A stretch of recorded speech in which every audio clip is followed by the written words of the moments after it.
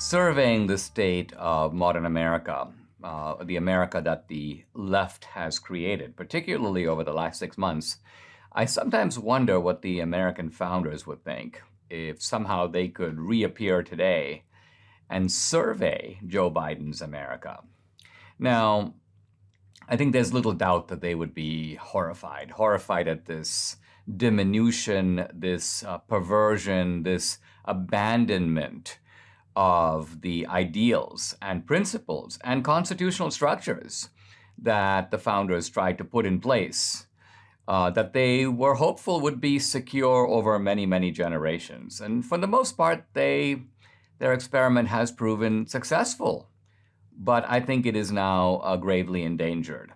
When Benjamin Franklin was asked, what have you given us? He said, a republic if you can keep it. And it remains questionable whether we, and by we here I'm speaking really about our ruling elites, can or even want to keep it. Now, of course, the left is going to say, well, the founders, they might be very grumpy at what they see today, but that's because they were such bad guys. They were such evil men who didn't care about equality, didn't care about social justice, didn't care about racism. In fact, they embodied racism. And so we are now trying to distance ourselves, you might say, from our forefathers and push in a new direction. That's why we call ourselves, this is the left talking, progressives. Because progress here is defined as a movement away from the American founding. And I want to face this head on a little bit by looking to see what do we say in response to those who want to disclaim their heritage, cut the ground out, you might say, from under them, push away the legacy of the founders, pull down their statues, and so on. There's a beautiful article by Anthony Esolen called A Forgotten Piety, in which he begins by talking about the biblical commandment to honor thy father and mother. But he applies this more generally, not just to our fathers and mothers, but to our founding fathers. Piety is not a word we hear very often today, but piety, a certain piety toward the country, was not so long ago part of our national practice. On Memorial Day, Tony Esolen remembers, he goes, as a kid, I would go to the Memorial Day ceremonies. I would see the 21-gun salute. I'd see the veteran playing taps. It was very moving.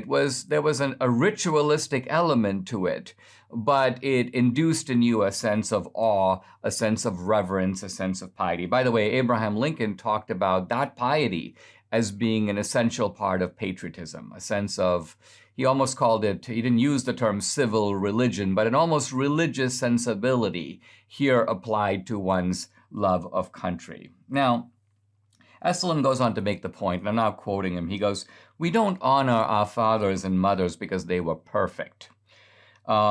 We ourselves are sinners as they were. We honor them because they were our fathers and mothers, and they gave us a gift we cannot repay, the gift of life itself. So applying this to the country, our forefathers gave us a country, and not any kind of country, but a country that is so good that virtually nobody who is born and brought up here chooses to leave. And virtually everybody in other countries, particularly large parts of the developing world, would come here in a day if they could. So they've given us a country that we can see our lives flourish in. And so the appropriate response, I think this is what Esolen is getting at, is gratitude. Now, we fault the founders for what they did, but Esolen says, what have we done? The founders gave us this great country, not just a country of where we are born, but a country of abundance, a country where even the ordinary guy has all this stuff, all this material abundance that's the envy of the rest of the world. And what have we done with it? What kind of real progress can we show, moral progress, to accompany this material progress? How well have we raised our children? How soundly have we protected our schools? How safe are our streets? What sense of civic community and bonds of citizenship have we cultivated? How close are we to Martin Luther King's ideal of the beloved community? Eslin's point is we have squandered our inheritance. We want to fault the founders, but we don't turn the lens on ourselves. He says, let's try to remember the America that the founders had to deal with. He goes, when the settlers got here, they looked at America and there was nothing here. He says there were millions of miles, and yes, it was rich farmland, but most of it wasn't even farmed. He goes, we had thousands of miles of navigable rivers, but there were no bridges, no canals, no aqueducts, no levees. We had all these minerals, but where? In the ground. Nobody knew how to get them out. And if we didn't get them out, in fact, if the country were left to the Indians, they'd still be in the ground. He goes on to point out we had no real schools. We had virtually no universities. And he says, within a relatively short time in the scope of history, look at the way that the founders and their successors transformed this country. Now, here we have to take seriously what the left says, which is to say, yes, but didn't they do it in part, at least in part, through conquest, through slavery, through all kinds of forms of oppression?